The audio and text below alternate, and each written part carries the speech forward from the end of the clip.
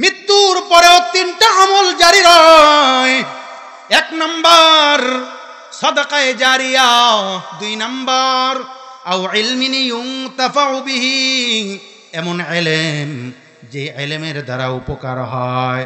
তার মানে আলেম মানুষ বয়ান কইরা মানুষকে শোনাইছে, আলেম মানুষ অপরকে আমল শিক্ষা দিয়েছে, আলেম মানুষ দরস দিয়েছে, ছাত্রদেরকে শিখাইছে। আলেমের কথার উসিলায়, আলেমের তালিমের উসিলায় যত মানুষ আমল করবে, আলেম যদিও কবরে চলে যায়, কবরে থেকে থেকেও তার ইলমের সওয়াব পায়। কয়টা গেল? 2টা। 3 নাম্বার আওয়ালাদিন সালিহিন ইয়াদউলা, এমন নেক সন্তান, ইয়াদউলা যেই সন্তান বাবা মার জন্য দোয়া করবে। অর্থাৎ বাবা কবরে চলে গেছে, মা কবরে চলে গেছে, ওই সন্তান কবরের কাছে গিয়া আল্লাহর কাছে 2টা হাত উঠাইয়া আল্লাহর কাছে ফরিয়াদ জানাবে, আল্লাহ রব্বির হামহুমা কামা রব্বায়ানি সগীরা। আল্লাহ আমার বাবা মার প্রতি তুমি রহম করো, দয়া করো। তারা আমি যখন ছোট ছিলাম, আমার বাবা মা কত কষ্ট আমার জন্য করেছে আল্লাহ। আমি যখন ছোট ছিলাম, আমার বাবা আমার মা নিজে না খায় আমারে খাওয়াইছে, আমার বাবা মা নিজে সুন্দর পোশাক না পইরা আমারে পরাইছে। আল্লাহ নিজে আরামের ঘুম হারাম কইরা আমাকে আরামের ঘুম পাড়াইছে। আল্লাহ তুমি আমার বাবা মার প্রতি দয়াবান হয়ে যাও।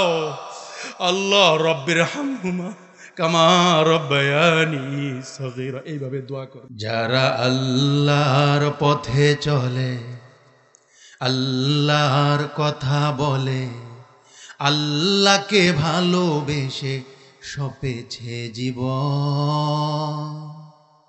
যারা আল্লাহর পথে চলে, আল্লাহর কথা বলে, আল্লাহকে ভালোবেসে সপেছে জীবন, তাদের কিসের ভয়, কে করে পরাজয়? তাদের কিসের ভয়, কে করে পরাজয়? শহীদ তামান্নাতে নাচে তার মন, ঠিক কিনা? डरते नहीं दुनिया में मुसलमानों किसी से, डरते नहीं दुनिया में मुसलमानों किसी से, जब दिल में है दौलत ईमान नबी से। अल्लाह अकबर। মুমিন মুসলমান আল্লাহর নামের আওয়াজ দিবে, কি বলেন, আছে কোনো ভয়? ইমানদার আল্লাহ ব্যতীত দুনিয়ার কোন শক্তিকে ভয় করে না। অতএব মুসলমান আকাশ বাতাস মুখরিত করে আল্লাহ পাকের বরত্বের আওয়াজ তুলি, স্লোগান তুলি, বলি আল্লাহু আকবার। আল্লাহু আকবার মানে কি? আল্লাহ সবচেয়ে বড়। এটা প্রত্যেকটা মুমিন মুসলমান বিশ্বাস করে যে সবচেয়ে বড় কে? আমার দল বড় নয়, আমার নেতা বড় নয়, আমার চাকরি, আমার ব্যবসা, আমার পরিবার পরিজন কেউ বড় নয়, সবচেয়ে বড় আল্লাহ। অতএব আল্লাহু আকবার এটা প্রত্যেকটা মুমিন মুসলমানের হৃদয়ের স্লোগান, ঠিক কিনা? নাকি বলবেন রাজাকারদের স্লোগান?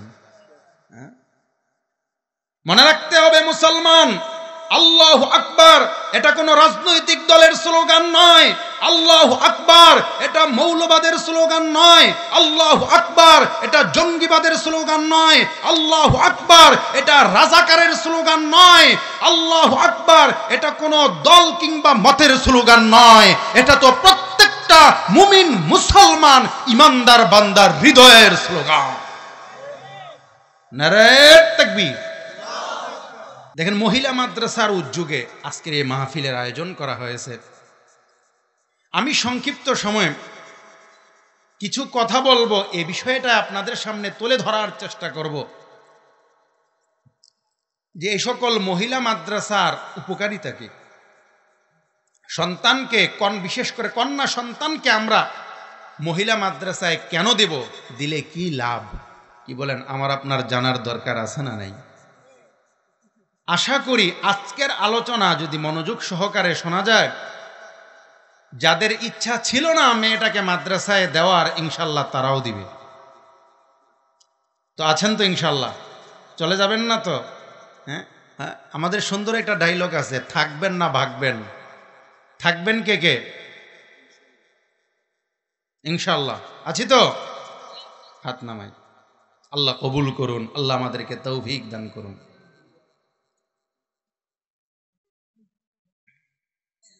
আমরা সকলে ঈমানদার, আমাদের উপর আল্লাহ তাআলার পক্ষ থেকে বিশেষ একটি দায়িত্ব আছে।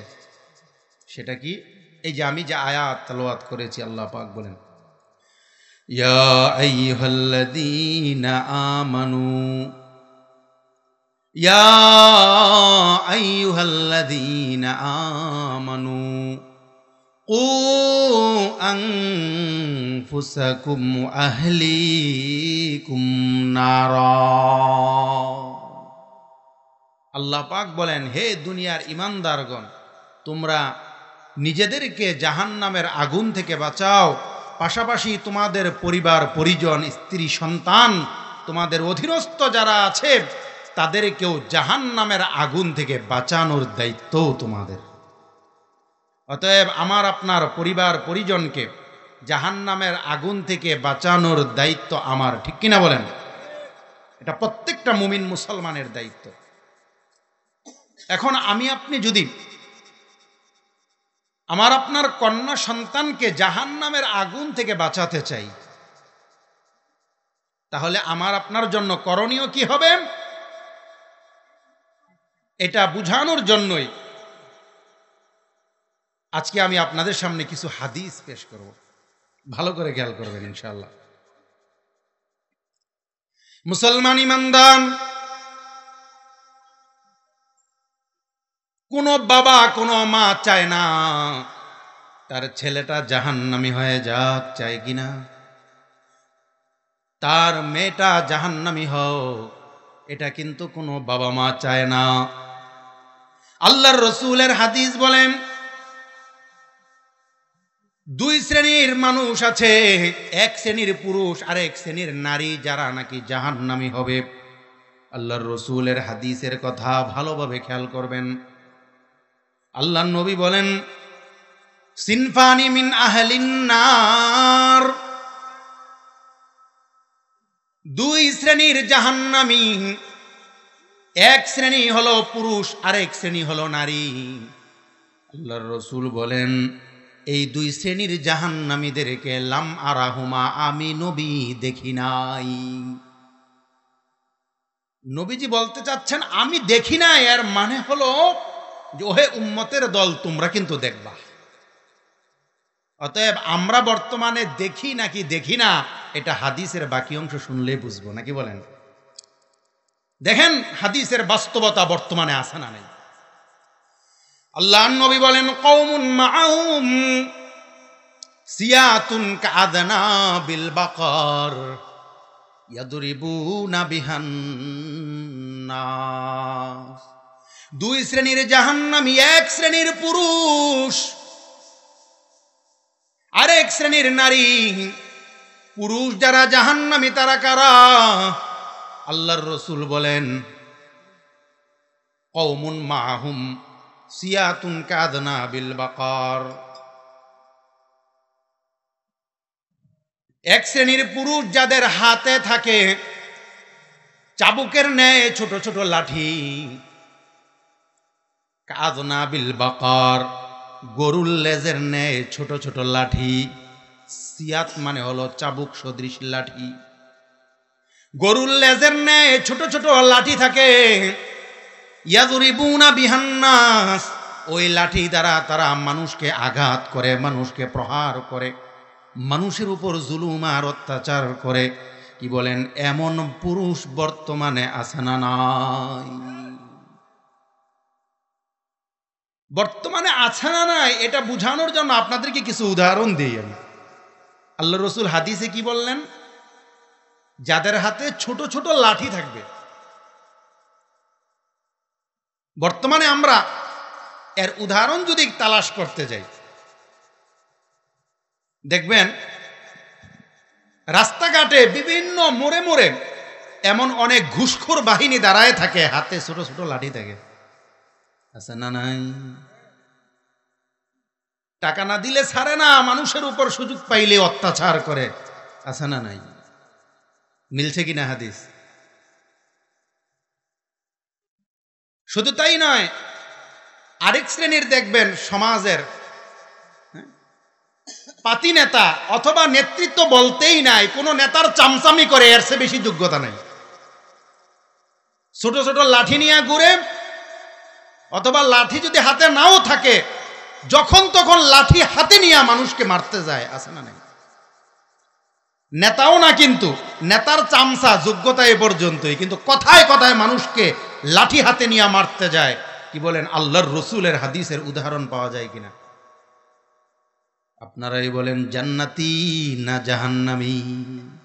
জালেম কখনো জান্নাতি হতে পারে না যদি তওবা না করে, ঠিক কিনা? শুধু তাই নয়, আমার মা বোনেরা শুনতেছে, ওনারা খুশি হয়ে যাবে। হ্যাঁ, এরকম জালেম শুধু রাস্তাঘাটে নয়, আমাদের অনেকের ঘরে ঘরেও আছে। কেমন? অনেক স্বামী আছে কথায় কথায় স্ত্রীকে লাঠি নিয়ে মারতে যায়। আছে না নাই? হাদিস মিলে কিনা? মিলে? বলেন। আল্লাহর রসুল বলেন, এক শ্রেণীর পুরুষ জাহান্নামী। তারা কারা? যাদের হাতে গরুর লেজের ন্যায় ছোট ছোট চাবুক সদৃশ লাঠি থাকবে, এর দ্বারা তারা মানুষকে আঘাত করে, প্রহার করে, অত্যাচার করে। আল্লাহর রসুল বলেন তারপরে আরেক দল হলো নারী জাহান্নামী। তারা কারা জানার দরকার আছে না নাই? হাদিসের পরের অংশে আল্লাহর নবী বলেন, ওয়ানিসাউন কাসিয়াত আরিয়াত মুমিলাতুন মাইলাত রুসুহুন্না কাসনিমাতিল বুখতিল মাইলা লা ইয়াদখুলনাল জান্নাহ ওয়া লা ইয়াজিদনা রিহাহা ওয়া ইন্না রিহাহা লাতুজাদু মিন মাসিরাতি কাযা ওয়া কাযা। আল্লাহর রাসূল বলেন, এক শ্রেণীর নারী জাহান্নামী। তারা কারা?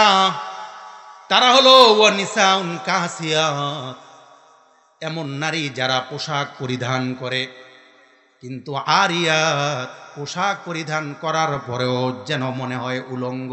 আছে না নাই? পোশাক পরে কিন্তু মনে হয় উলঙ্গ।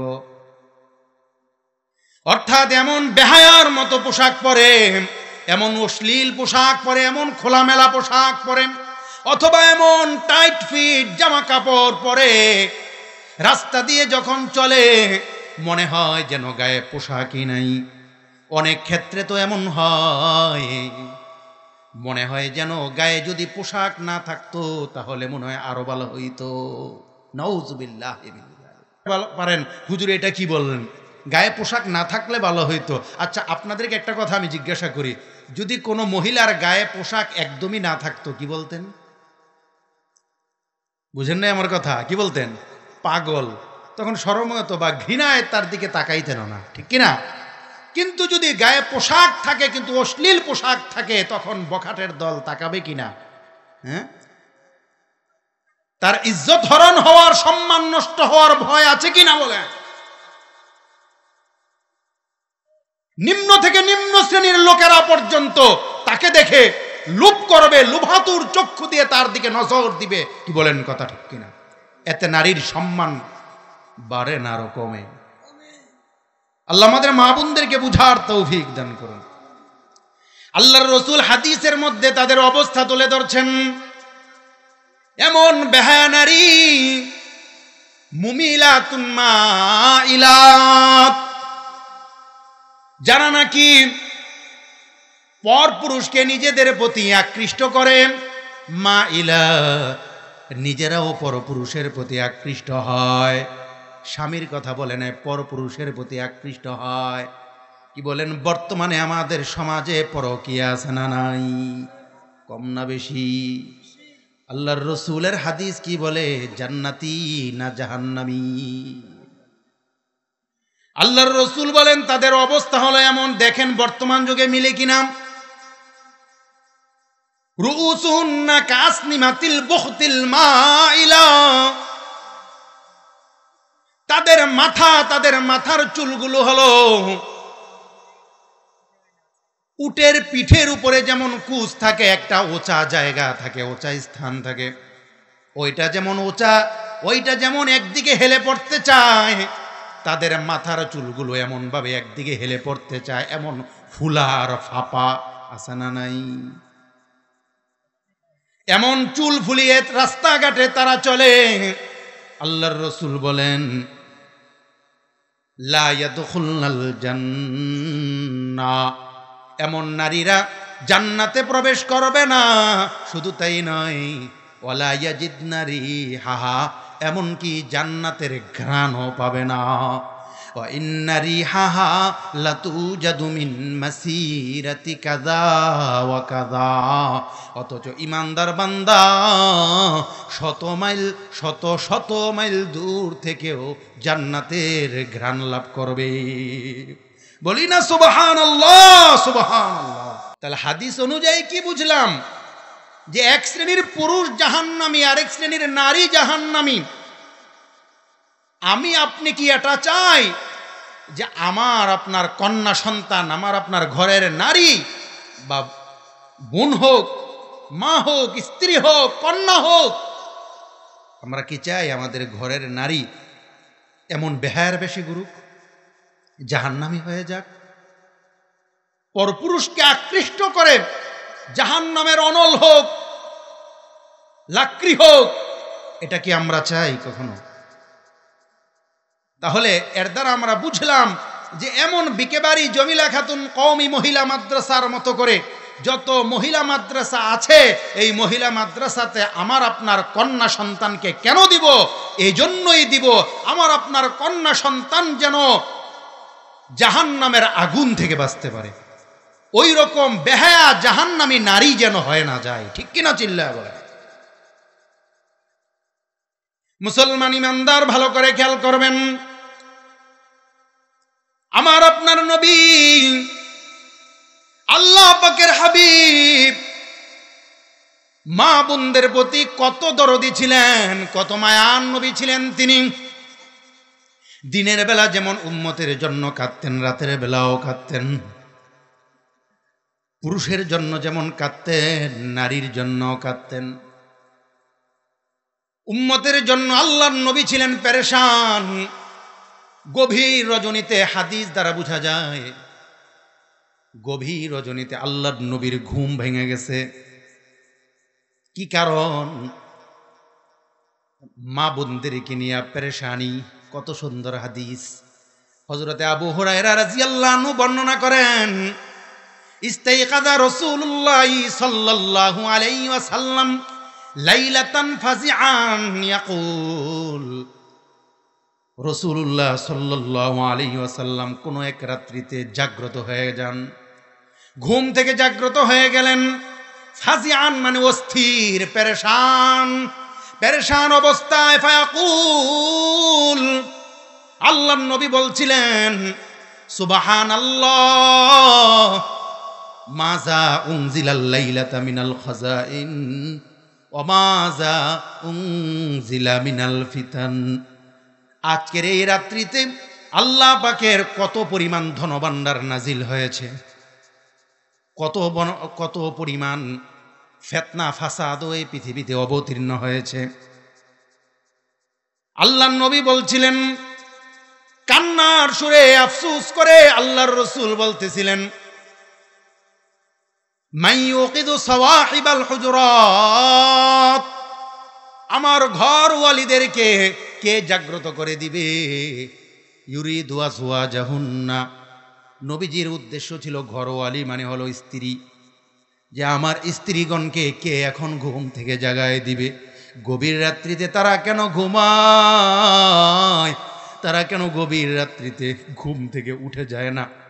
তারা কেন তাহাজ্জুদ করে না? নবীজি বলেন লিকাই ইউসাল্লিন, এই গভীর রাতে উঠে কেন তারা নামাজ পড়ে না, কেন আমল করে না? তাদের কি পরকালের পেরেশানি নাই? নবীজি কান্নার সুরে বলেন রুব্বা কাসিয়াতিন ফিদ দুনিয়া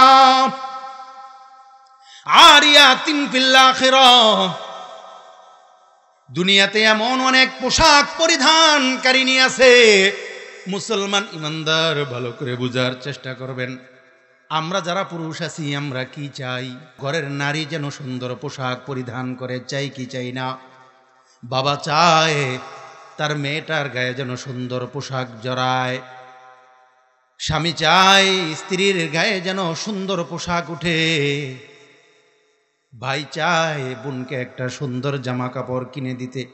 শুধু তাই নয়, ছেলে সন্তান চায় তার মাকে একটা সুন্দর কাপড়ের ব্যবস্থা করতে।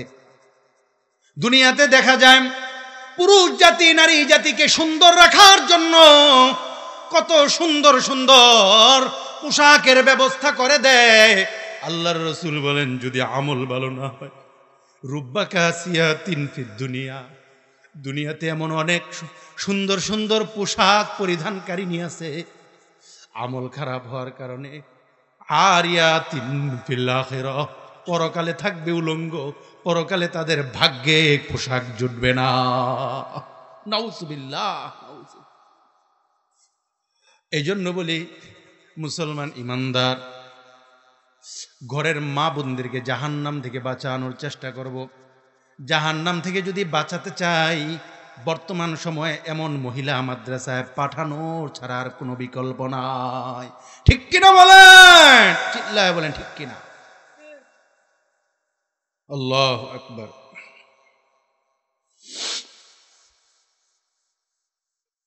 মাদ্রাসায় যদি আমি আপনি মেয়েটাকে দেই, আরেকটা লাভ হলো আমার মেয়েটা নেককার নারী হবে।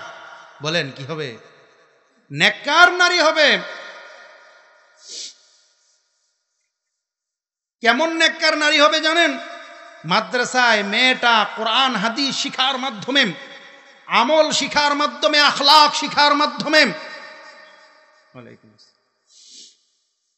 আখলাক শিখার মাধ্যমে এমন নেককার নারী হবে, ছোট ছোট বাচ্চা, যে আলেমা হয়ে গেছে তার কথা বলছি না, ছোট ছোট বাচ্চা, বাচ্চা মেয়ে 4-এ পড়ে, 5-এ পড়ে, বাচ্চা মেয়েটা যখন আপনার বাসা বাড়িতে যাবে, তাকে নামাজের কথা আপনার বলতে হবে না। ঠিক কিনা? আমার কথা বুঝতেছেন? এদিকে একটু মনোযোগ দেন, আমি বেশি সময় কথা বলবো না। যে মাদ্রাসায় যদি মেয়েটাকে দেই, ওই মেয়েটা আমার আপনার বাসা বাড়িতে যাওয়ার পরে তাকে নামাজের কথা আপনার বলতে হবে না, তাকে পর্দার কথা আপনার বলতে হবে না। সে এমন খাস নামাজি হবে, খাস পর্দাসীন হবে যে তাকে নামাজ আর পর্দার কথা আপনার বলতে হবে না, বরং আপনার মধ্যে যদি নামাজ আর পর্দার মধ্যে কোনো ত্রুটি দেখে, কোনো ভুল দেখে, ওই মেয়েটা আপনাকে সতর্ক করবে। ঠিক কিনা বলেন? কি লাভ চিন্তা করা যায়। এই জন্য আল্লাহর রাসূল বলেন আদ-দুনিয়া কুল্লুহা মাতা ওয়া খায়রু মাতা'id দুনিয়া আল মারআতু সালিহা। সারা দুনিয়াটাই সম্পদ, আর এই দুনিয়ার মধ্যে সবচেয়ে দামি যেই সম্পদ, সেই সম্পদের নাম হলো নেককার নারী। কারণ কি জানেন? কারণ যেই ঘরের নারী নেককার হয়, তার উসিলায় ঘরের অন্য সদস্যরাও নেককার হয়। ঘরের স্ত্রী যদি নেককার হয়, তার উসিলায় স্বামীও নেককার হয়। ঘরের মা যদি নেককার হয়, তার উসিলায় সন্তানেরাও নেককার হয়। ঘরের নারী যদি নেককার হয়, এই দুনিয়াতে জান্নাতের শান্তি পাওয়া যায়। ঠিক কিনা? নেককার নারীর কত দাম। এই জন্য আমার আপনার কন্যাকে যদি নেককার বানাতে চাই, বলেন কোথায় পাঠাবো? মাদ্রাসায় পাঠাবো। শুধু তাই নয়, এই যে মহিলা মাদ্রাসাগুলো, আমরা অনেক চাকুরিজীবী আছি এখানে, অনেকে আছি এমন যে ঘরের সন্তানের বাবা মা উভয়ে চাকরি করে অথবা উভয়ে বিভিন্ন কর্মের মধ্যে থাকে, বিশেষ করে তাদের জন্য এই মহিলা মাদ্রাসাগুলো হলো কন্যা সন্তানের জন্য উত্তম নিরাপদ আশ্রয়স্থল। ঠিক কিনা? নিরাপদ আশ্রয়স্থল। কতটা নিরাপদ যে আপনি আপনার বাসাবাড়িতে এতটা নিরাপত্তা ফিল করতে পারবেন না, নিরাপদ অনুভব করতে পারবেন না, মেয়েটাকে মাদ্রাসায় দিয়ে যতটা আপনি নিরাপদ অনুভব করতে পারবেন, যতটা নিশ্চিন্তে থাকতে পারবেন। ঠিক কিনা?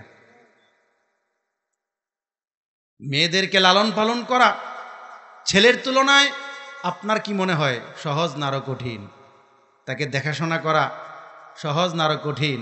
জ্বালা যন্ত্রণাও তো ছোট মেয়ে বাচ্চারা কম করে না। ঠিক কিনা? এই জন্য আমি খুতবাতে হাদিস পড়েছিলাম, এই হাদিসের পূর্ণ অংশটা আমি আপনাদের সামনে পড়ে শোনাবো এখন ইনশাআল্লাহ। যে মেয়েদেরকে লালন পালন করলে কষ্ট করে এতে লস নাই। এই মেয়েদের উসিলায় বা এই কন্যা সন্তানের উসিলায় আল্লাহ পাক রব্বুল আলামিন আমাকে আপনাকে পরকালে মাফ করে জান্নাত দিয়ে দিতে পারেন, লস নাই। আল্লাহর রাসূল বলেন, ভালো করে খেয়াল করবেন, আমি খুতবার মধ্যে একটা হাদিস পড়েছিলাম আল্লাহর রাসূলের বাণী। ওই হাদিসের আগে ছোট্ট একটা ঘটনা আছে। আল্লাহর রাসূলের স্ত্রী আম্মা জান আয়েশা রাদিয়াল্লাহু আনহা, আম্মা জান আয়েশা রাদিয়াল্লাহু আনহার ঘরে একবার এক ভিক্ষুক মহিলা আসছে, এক অসহায় মহিলা আসছে, সঙ্গে তার দুইটা কন্যা সন্তান, ছোট ছোট দুইটা মেয়ে বাচ্চা। আম্মা জান আয়েশা রাদিয়াল্লাহু আনহা ওই ভিক্ষুক মহিলা তার নিকট যখন কিছু চাইল, আম্মা জান আয়েশা রাদিয়াল্লাহু আনহা পুরা ঘর তন্ন তন্ন করে খুঁজলেন এই মহিলাকে কিছু দেওয়া যায় কিনা। পূর্ণ ঘর তালাশ করার পরে দেখে তেমন কিছুই নাই। কারণ কি? আল্লাহর রসুলের স্ত্রী তো, আল্লাহর রসুলের ঘরে তো কখনো কখনো এমন হইতো 1 মাস পার হয়ে যাইতো কিন্তু চুলায় আগুন জ্বলত না। আম্মাজান সারা ঘর তালাশ করে একটা মাত্র খেজুর পাইছেন। কয়টা খেজুর? ভালো করে খেয়াল করবেন ঘটনাটা। একটা মাত্র খেজুর পাইছেন। ওই একটা মাত্র খেজুর ওই ভিক্ষুক মহিলাকে দিয়ে দিছেন। ভিক্ষুক মহিলা সঙ্গে সঙ্গে ওই খেজুরটাকে 2 ভাগ করে 2 মেয়ের হাতে দিয়ে দিছে, নিজে কিছুই খায় নাই। আয়েশা রাদিয়াল্লাহু আনহা বলেন, আমি এই মহিলার এই কাণ্ড দেখে, এই কাজ দেখে আমি অবাক হয়ে গেলাম। আল্লাহর রাসূল যখন বাড়িতে আসছেন, আমি আল্লাহর নবীকে জানাইলাম, ইয়া রাসূলুল্লাহ, আজকে আমার ঘরে একজন ভিক্ষুক অসহায় মহিলা আসছিল, আমার কাছে খাবার চাইছে। সারা ঘর তালাশ করে একটা মাত্র খেজুর পাইছি। ওই খেজুরটা যখন আমি তার হাতে তুলে দিলাম, সঙ্গে সঙ্গে মা 2 ভাগ করে 2 মেয়েকে দিয়ে দিছে, নিজে কিছুই খায় নাই। আমি অবাক হয়ে গেলাম। আল্লাহর রাসূল বলেন, আসলে মেয়ে সন্তানের ব্যাপারটা এমনই, কন্যা সন্তানের প্রতি মানুষের মায়ার মোহাব্বত ভালোবাসা বেশি। ঠিক কিনা? আমরা যারা বাবা আছি আমরা তো আরো ভালো করে বুঝি মেয়েদের প্রতি কত মোহাব্বত, কত ভালোবাসা, কত মায়ার মমতা। আল্লাহর রাসূল বলেন, মানি বেতুলিয়া মিন হাদিল বানাত বিশাইন ফাহসানা ইলাইহিন্না কুন্না লাহু সিতরাম মিনান নার। তোমাদের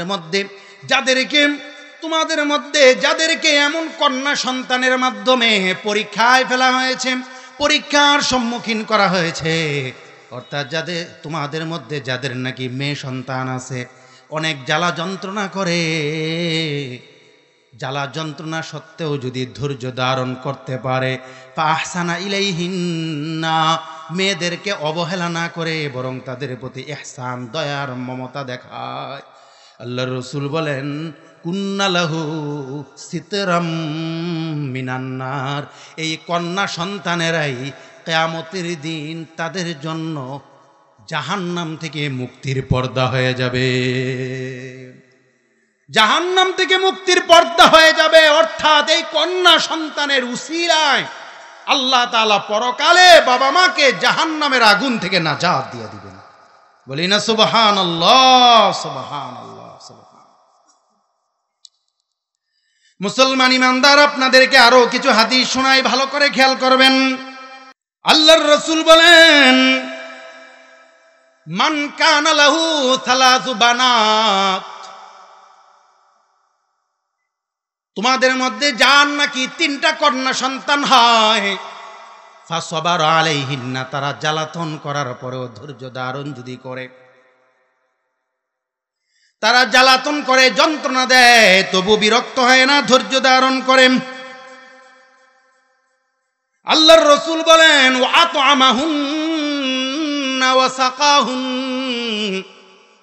তাদেরকে খাবারের ব্যবস্থা করে, তাদের পানীয়ের ব্যবস্থা করে, ওয়া কাসাহুন্না মিন জিদাতিহি, সাধ্য অনুযায়ী তাদের জন্য উত্তম পোশাকের ব্যবস্থা করে, কুন্না লাহু হিজাবাম মিনান নার ইয়াউমাল কিয়ামা, কিয়ামতের দিন এই কন্যা সন্তানেরা বাবা মার জন্য জাহান্নাম থেকে বাঁচার পর্দা হয়ে যাবে, বাঁচার মাধ্যম হয়ে যাবে। কত সুন্দর হাদিসের কথা। এজন্য মুসলমান অত্যন্ত যত্ন সহকারে কন্যা সন্তানদেরকে লালন পালন করব, তাদেরকে দিন শিখাবো, তাদেরকে অবহেলা করব না। কে কে রাজি? হাত তুলে দেখাই। আল্লাহ আমাদেরকে কবুল করুন, জোরে বলি আমিন। আল্লাহর রাসূল আরেক হাদিসে বলেন, মান আলা সালাসা বানাত, যে নাকি 3টা কন্যা সন্তানকে লালন পালন করে, মান আলা সালাসা বানাত, 3টা কন্যা সন্তানকে লালন পালন করে, ফাআদ্দাবাহুন্না, তাদেরকে আদব শিক্ষা দেয়, শিষ্টাচার শিক্ষা দেয়, দ্বীনি ইলম শিক্ষা দেয়, ওয়াজাওয়াজাহুন্না, তাদেরকে উপযুক্ত জায়গায় হস্তান্তর করে, মানে সুপাত্রের হাতে হস্তান্তর করে, উপযুক্ত পাত্র দেখে তার বিবাহের ব্যবস্থা করে, ওয়াহসানা ইলাইহিন্না, তাদের প্রতি অবহেলা না করে, বরং তাদের প্রতি ইহসান আর অনুগ্রহ করে, ফালাহুল জান্নাহ, এর বিনিময়ে আল্লাহ ওই বাবা মায়ের জন্য জান্নাত ওয়াজিব করে দেন। বাবা মার জন্য জান্নাত ওয়াজিব হয়ে যায়। আল্লাহু আকবার বলেন। এই যে একটা হাদিস বললাম, এই জাতীয় একটি হাদিস আল্লাহর রাসূল সাল্লাল্লাহু আলাইহি সাল্লাম সাহাবায়ে কেরামের সামনে পেশ করছিলেন। সঙ্গে সঙ্গে এক সাহাবী দাঁড়িয়ে গেছে, বলে, ইয়া রাসূলুল্লাহ, কারো যদি 2টা কন্যা সন্তান হয় তাহলে কি সে এই ফজিলত পাবে না? আসলে তার মেয়ে ছিল 2টা। আসলে তার মেয়ে কয়টা? 2টা। এই জন্য জিজ্ঞাসা করছে, ইয়া রাসূলুল্লাহ, যদি 2টা কন্যা সন্তান হয় তাহলে কি এই ফজিলত পাবে না? আল্লাহর রাসূল বললেন, কারো যদি 2টা মাত্র মেয়ে হয়, ওই 2টা মেয়েকেই যদি সে যত্ন নেয়, তাদের প্রতি ইহসান অনুগ্রহ করে, তাদেরকে দ্বীনি ইলম শিক্ষা দেয়, আদব শিষ্টাচার শিক্ষা দেয়, তারপর দিনদার ইমানদার পরহেজগার দেখে কোনো ছেলের সাথে যদি তার বিবাহের ব্যবস্থা করে, আল্লাহ পাক রব্বুল আলামিন এর উসিলায় ওই বাবা মার জন্য জান্নাত ওয়াজিব করে দেন। একথা শোনার পরে আরেক সাহাবী দাঁড়ায় গেছে। আরেক সাহাবী দাঁড়ায় বলতেছে, ইয়া রাসূলুল্লাহ, কারো যদি 1টা কন্যা সন্তান হয়, মেয়ে যদি 1টা হয়, আসলে ঘটনা হলো তার মেয়েই ছিল 1টা। তার মেয়ে কয়টা? 1টা। বলে, 1টা যদি মেয়ে হয় তাহলে কি এই ফজিলত পাবে না? আল্লাহর রাসূল বললেন, আল্লাহ তাআলা যার নাকি 1টা মাত্র কন্যা সন্তান, তাকেও হতাশ আর নিরাশ করেন নাই। 1টা মাত্র কন্যা সন্তান পেয়ে সে যদি তাকেই লালন পালন করে, তার প্রতি ইহসান আর অনুগ্রহ করে, তার প্রতি যদি যত্নবান হয়, তাকে অবহেলা না করে, তাকে দ্বীনি ইলম শিক্ষা দেয়, আদব শিষ্টাচার শিক্ষা দেয়, সুপাত্রের হাতে যদি হস্তান্তর করে, আল্লাহ পাক রব্বুল আলামিন এর উসিলায় ওই বাবা মার জন্য জান্নাত ওয়াজিব করে দেন। আরো জোরে বলি না সুবহানাল্লাহ, সুবহানাল্লাহ। দেখেন, মেয়েদের প্রতি যত্নবান হইলে কত লাভ, কত লাভ। আল্লাহু আকবার, কত লাভ। মুসলমান ইমানদার, এই জন্য কন্যা সন্তানদেরকে মাদ্রাসায় পড়াবো। শুধু মেয়েটাকেই নয়, আমার আপনার ছেলেটাকেও মাদ্রাসায় পড়াবো। মেয়েটাকে যেমন মাদ্রাসায় দিব, আল্লাহর রাসূল বলেন, ছেলে বা মেয়েটাকে যদি কোরআন পড়াই কি লাভ? আল্লাহর নবী বলেন, এক হাদিসে পাকে তো এভাবে বলেছেন, ইকরাউল কোরআন, দুনিয়ার ইমানদার তোমরা নিজেরা কোরআন পড়ো, ফাইন্নাহু ইয়াতি ইয়াউমাল কিয়ামাতি শাফিআল লিআসহাবি, কারণ কিয়ামতের দিন এই কোরআনওয়ালার পক্ষে সুপারিশ করবে।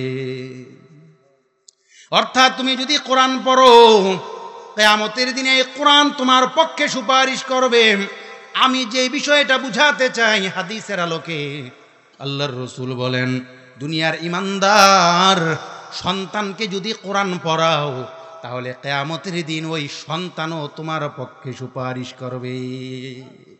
নিজে কোরআন পড়লে তো কোরআন নিজেই সুপারিশ করবে, আর সন্তানকে পড়াইলে সন্তান সুপারিশ করবে। আল্লাহু আকবার বলিন, আল্লাহু আকবার।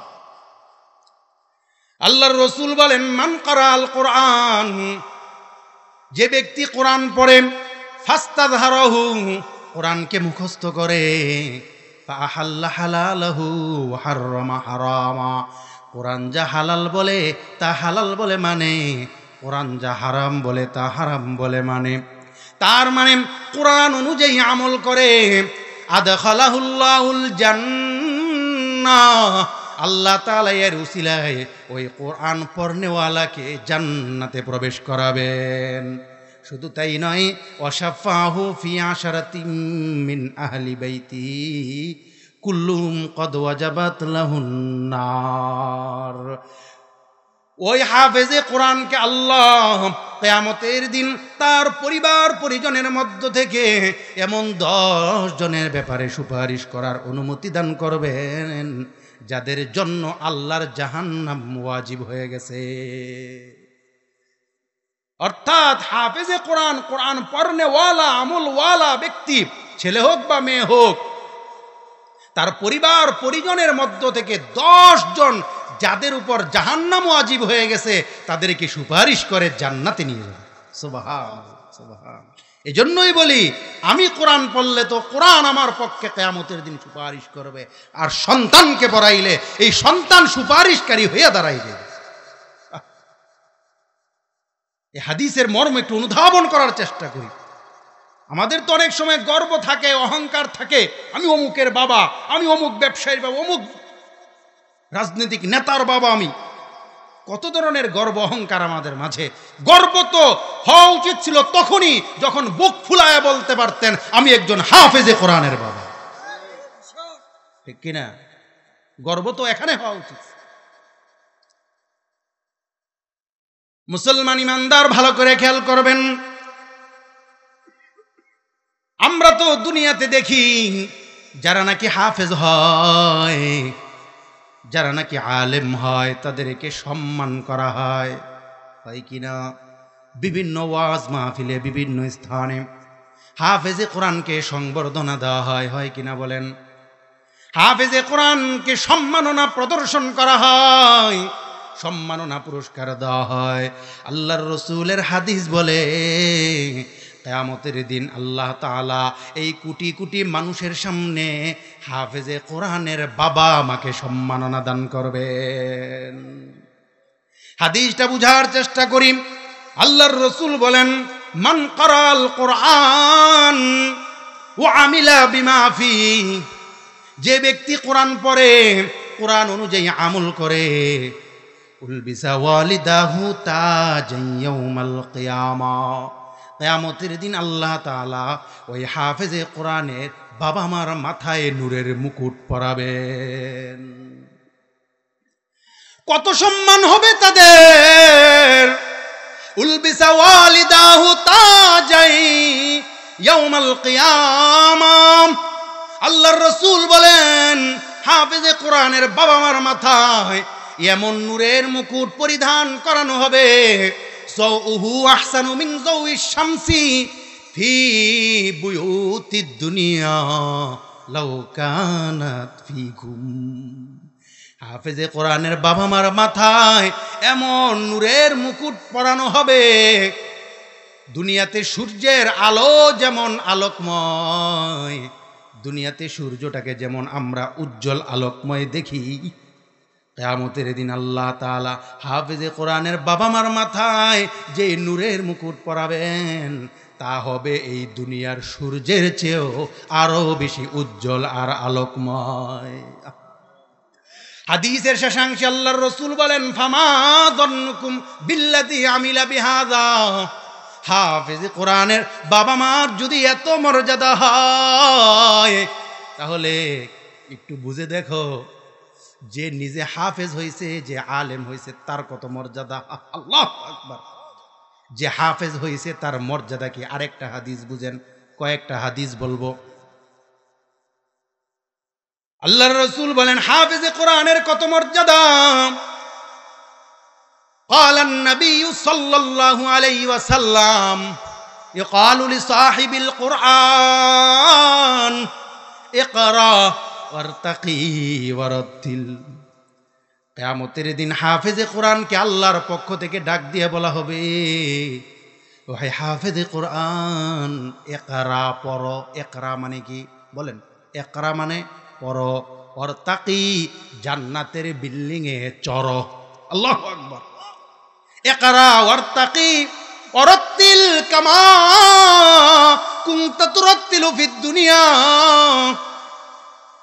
দুনিয়াতে যেমন তারতিল সহকারে সুরেলা কণ্ঠে কোরআন পড়তাম, আজকে এই জান্নাতের মধ্যে এমন সুরেলা কণ্ঠে কোরআন পড়ো আর জান্নাতের বিল্ডিং এর উপরের দিকে চড়ো।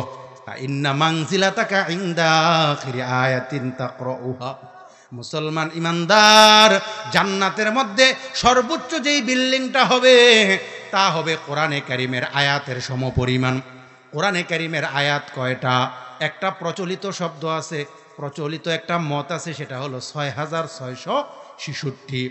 আরেকটা গবেষণা প্রসূত মত আছে ৬২৩৬টা হলো কোরআনের আয়াত। আল্লাহর রাসূলের হাদিস দ্বারা বোঝা যায় হাফেজে কোরআনকে আল্লাহ তাআলা ওই ৬৬৬৬ তলার উপরে জায়গা দিবেন। এই জন্যই তো হাদিসের পরের অংশে আল্লাহর রাসূল বলেন, ফাইন্না মানজিলাতাকা ইনদা আখিরি আয়াতিন তাকরাউহা। ও বান্দা, তোমার পড়া যেখানে গিয়ে শেষ হবে তোমার ঠিকানাও জান্নাতের বিল্ডিং এর তত তালার উপরে হবে। বলিন আল্লাহু আকবার, আল্লাহু আকবার। মুসলমান ইমানদার, আরো ভালো করে খেয়াল করি, শেষ পর্যায়ে চলে এসেছি, আর 2-3টা হাদিস বলবো, ভালো করে খেয়াল করি।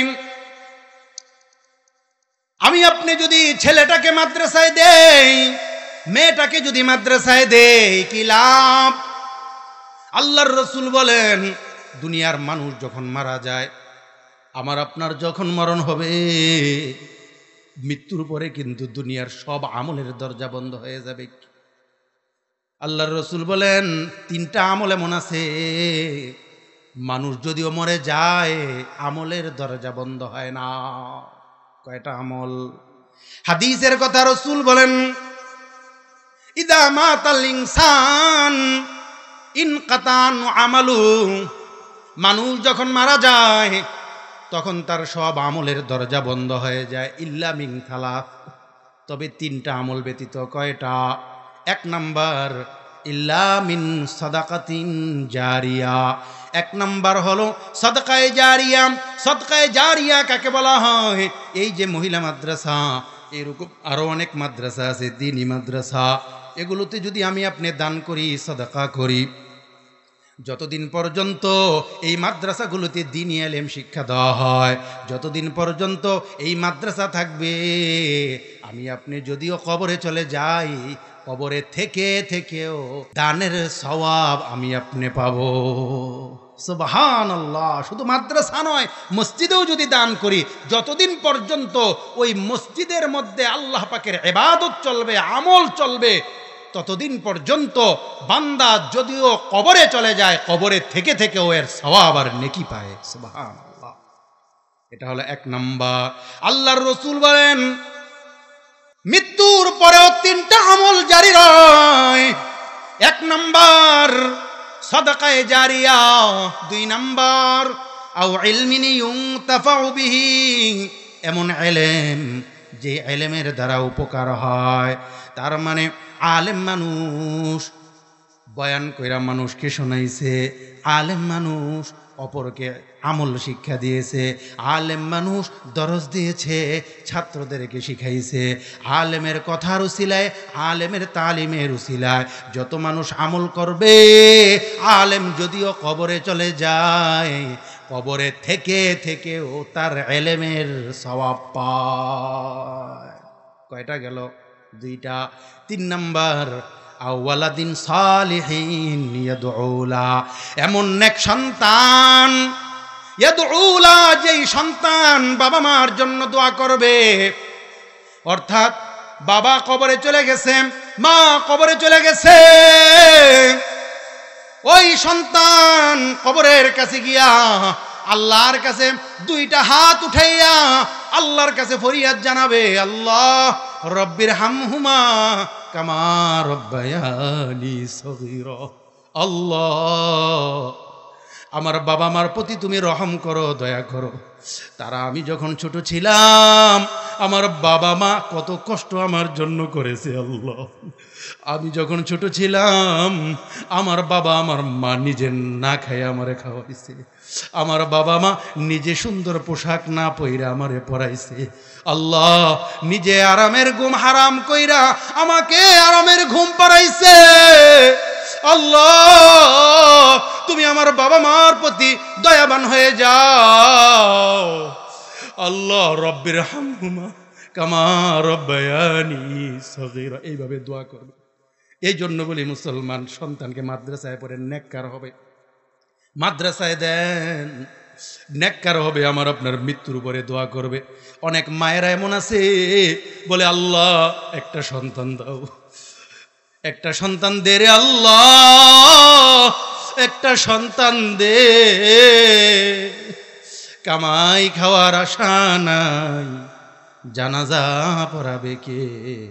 কামাই খাওয়ার আশা নাই, জানাজা পড়াবে কে? আমার আপনার ছেলে সন্তান যেন আমার আপনার জানাজা পড়ায়, আল্লাহর কাছে প্রার্থনা জানাই। কে কে রাজি আছি? হাত তুল্লা দেখাই। আল্লাহ কবুল করে নেন। আল্লাহ তোমাদের এই বান্দা, তোমার এই বান্দাদের হাতগুলোকে কবুল করে নাও, বলি না আমিন। এই হলো নেক সন্তান। আপনাদেরকে জিজ্ঞাসা করি, সন্তানকে যদি নেক সন্তান বানাইতে চাই তাহলে কোথায় দিব? কোথায় পড়াবো? স্কুল কলেজ ভার্সিটিতে নাকি এরকম দ্বীনি মাদ্রাসায়? ঠিক কিনা বলেন? আল্লাহ যদি সন্তানকে মাদ্রাসায় পড়াই তাহলে এই সন্তান মৃত্যুর পরে আমার আপনার কবরের কাছে গিয়ে দোয়া করবে। আমি আপনি হয়তো ভাবি কবর মনে সাধারণ জিনিস।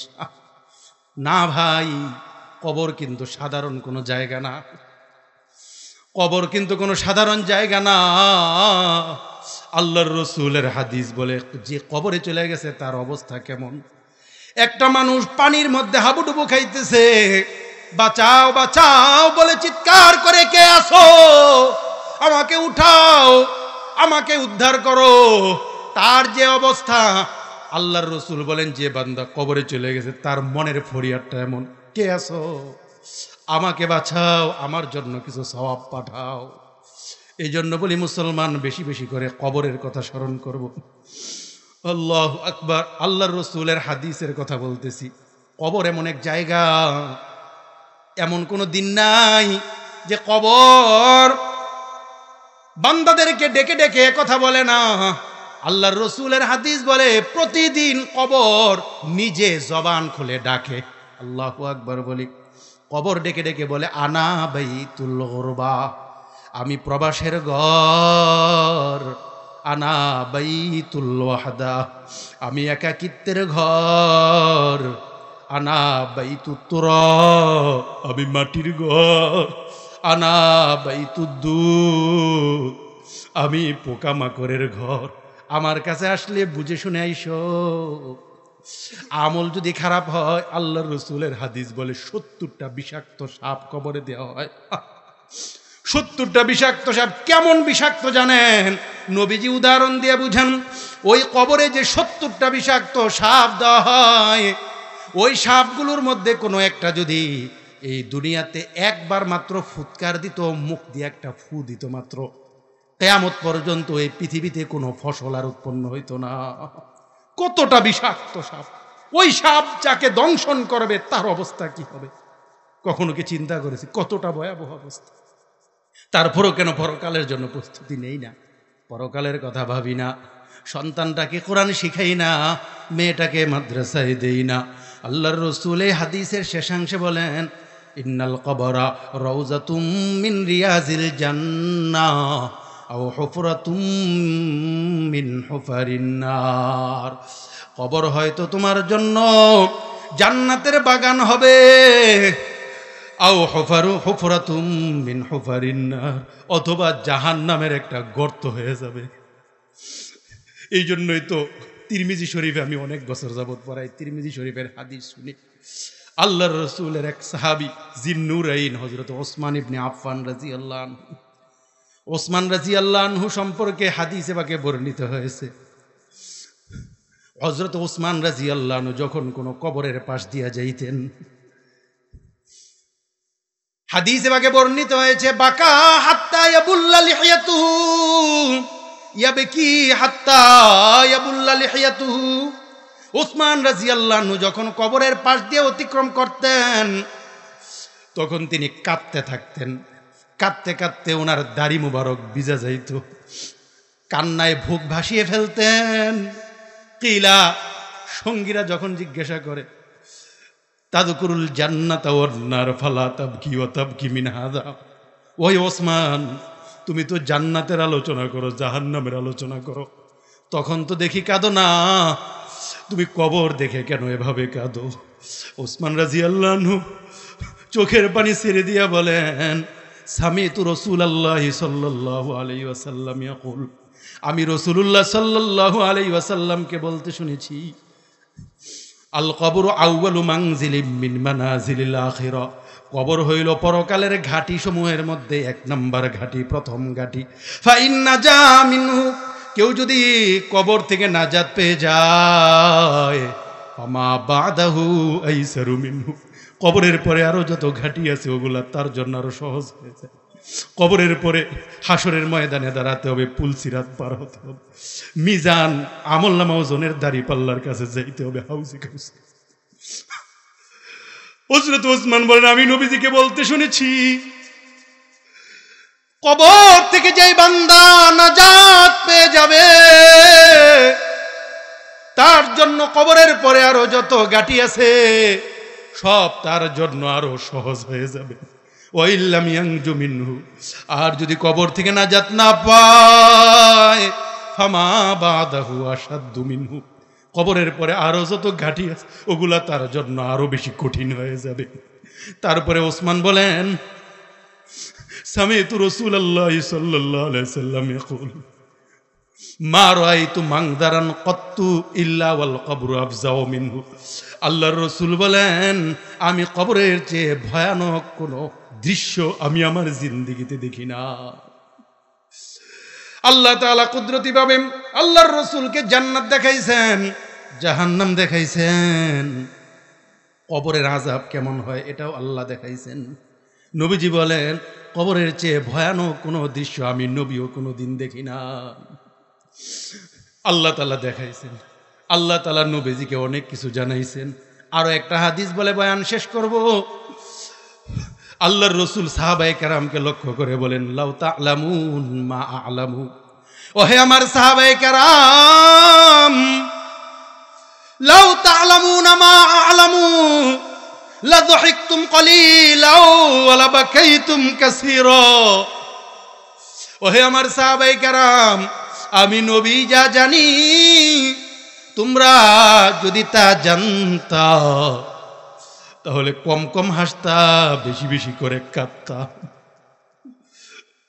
আমরা তো হাসি বেশি কাঁদি কম, নবীজি বলে আমি নবী যা জানি তোমরা যদি জানতা তাহলে হাসতা কম কাঁদতা বেশি। ওমা তালাদ্দাজতুম বিন্নিসা আলাল ফুরুশ, বিছানার উপরে স্ত্রীদেরকে নিয়ে আনন্দ বিনোদনের সময় কাটাইতে পারতা না। ওয়ালা খারাজতুম ইলা সুউদাত, রাতের গভীরে স্ত্রীর আরামের বিছানা ছাইরা জঙ্গলে চলে যাইতা। জঙ্গলে গিয়া তাজারুনা ইলাল্লাহ, আল্লাহর কাছে ফরিয়াদ জানাইতা, আল্লাহ লাউ আন্নী কুনতু শাজারাতান তুযাদু, আল্লাহ মানুষ কেন হইলাম, যদি এই জঙ্গলের একটা গাছ হইতাম কতই না ভালো হইতো, এক সময় কাইটা ভালানো হইতো। জঙ্গলের গাছের জন্য তো জান্নাত নাই, জাহান্নাম। জঙ্গলের গাছের জন্য তো কবরের আযাব নাই, হাসরের ময়দানের ভয়াবহতা নাই। আল্লাহ জঙ্গলের একটা গাছ হইলে কতই না ভালো হইতো। হযরত আবু বকর রাদিয়াল্লাহু আনহু মাঝে মাঝে এরকম জঙ্গলে চলে যেতেন আর বলতেন, আমি যদি একটা গাছের পাতা হইতাম কতই না ভালো হইতো। এক সময় গাছের পাতা শুকাইয়া ঝরে পড়ে যাইতো। মানুষ কেন হইলাম, আমল যদি খারাপ হয় জাহান্নাম ছাড়া তো উপায় নাই, ঠিক কিনা বলে? এই জন্য মুসলমান কবরের জন্য, পরকালের জন্য প্রস্তুতি গ্রহণ করব। নিজেরা যেমন নিজেদেরকে জাহান্নামের আগুন থেকে বাঁচানোর চেষ্টা করব। আমি যে আয়াত পড়েছিলাম, কু আনফুসাকুম ওয়া আহলিকুম নারা, নিজেদের পরিবার পরিজনকেও জাহান্নামের আগুন থেকে বাঁচাবো ইনশাআল্লাহ। কে কে রাজি হাত তুলে দেখায়। আল্লাহ আমাদের সবাইকে তৌফিক দান করুক। আজকের আলোচনা বুঝার মতো এবং আমল করার মতো তৌফিক দান করুন।